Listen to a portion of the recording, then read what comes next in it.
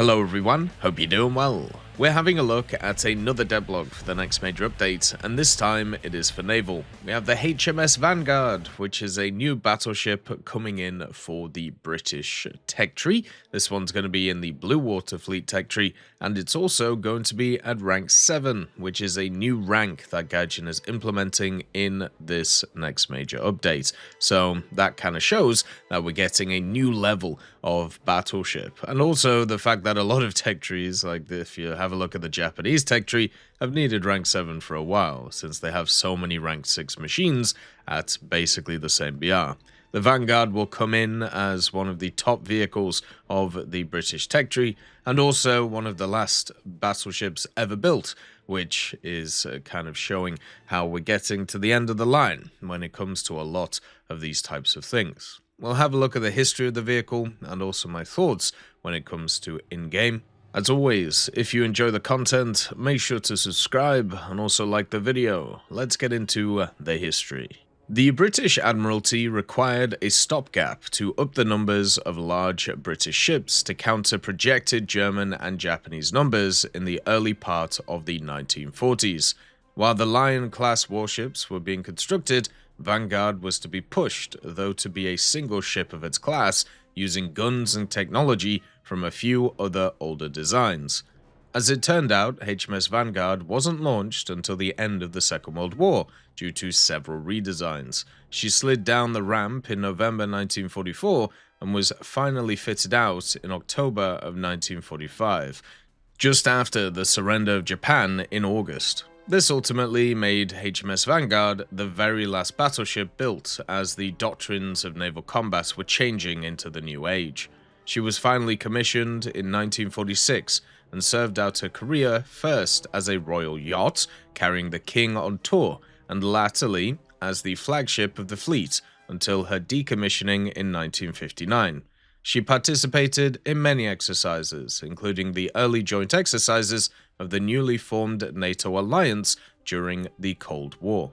So it's lovely to see the Vanguard in the game, not because it's one of those iconic ships that was involved in a lot of battles, but it's iconic because of the fact that it was the last of its kind for Britain. We have the first now and also the last when it comes to these kind of new era of battleships, and also the dreadnoughts, which were made during the turn of the century.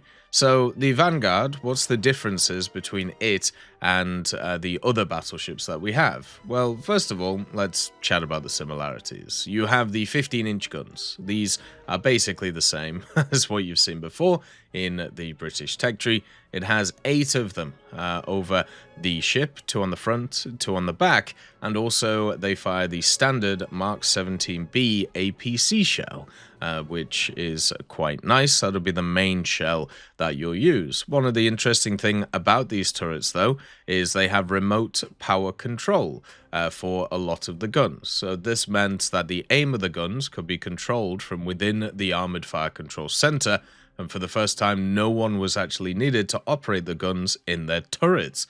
So basically, it meant that a lot of the crew could survive and not be shot to hell. Or at the same time, it means that you could need a lot less crew on this type of vehicle. Another thing is the secondary armaments. This thing has a bunch of 133mm. Basically, it has 8 twin sets of them, which is pretty nuts. These can fire HE, SAP, or of course HEVT. So it's another one of those vehicles that will deal with air threats very, very aggressively.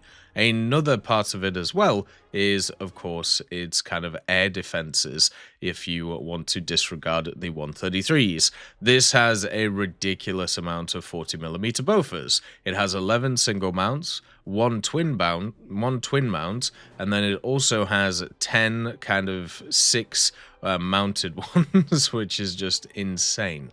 So this one just has so much in terms of a armament, and hopefully it doesn't crash the server, because that obviously can be a bit of a problem. The Vanguard itself also has some other features which is pretty interesting.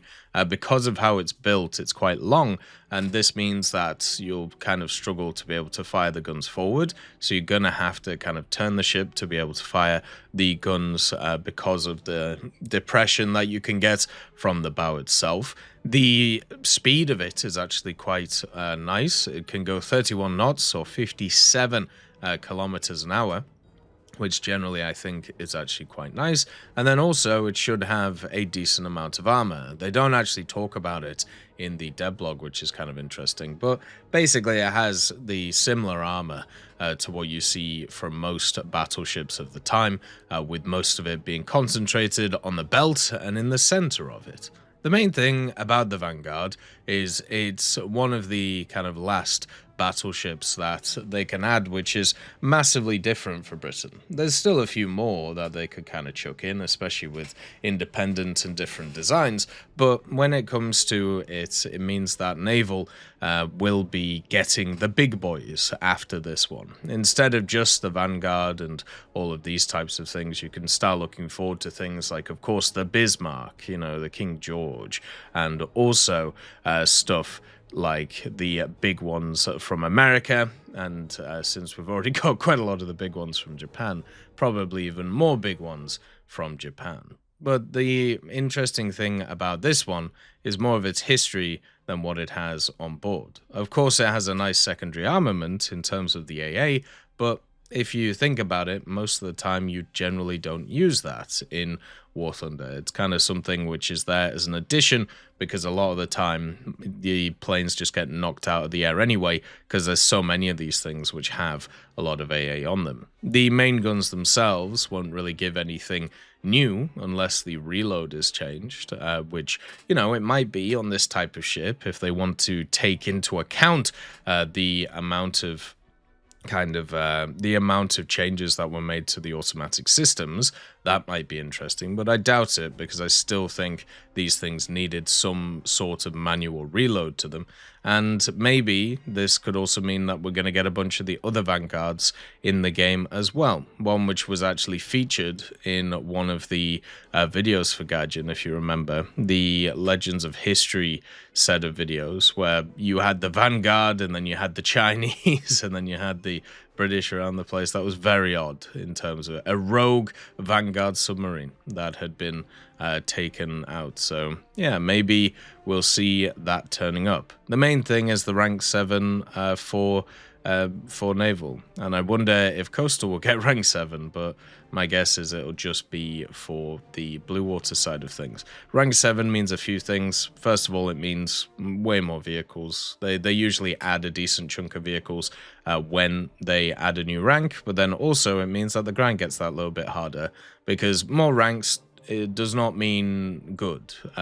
What it means is you now have more artificial barriers between you and grinding the things that you want. And when it comes to Naval, since there's quite a lot of rank 6s in the game right now, they're probably going to get split in half, and then you're going to get a kind of top tier vehicle for each of the nations coming in as well, meaning that it's going to be harder to grind through them. So if there's a specific battleship that you want right now, or a specific battle cruiser that you want right now, it may be worth grinding it out so you don't get stuck behind some weird kind of tech tree wall where you have to have researched a specific amount of vehicles in that part of the tech tree in order to move to the next one. As always, I hope you have a wonderful day, and I'll see you next time. I'd just like to thank GMG Smiley, CD Beans, Chieftain Mike, EMN3 Galaxy, Tulio Pontecorvo, Brendan Quinn, Carrion Crow, Gus Irenicus, Pyman, Wartinder, Teddy, Daniel Stanton, Martinez, B. Young, Ozzy Panzer, Alan Hacker, Liam Shear, Opium Prime, Lafouche, Sem Aslan, Uncle Bean, and Derek R. for supporting the channel.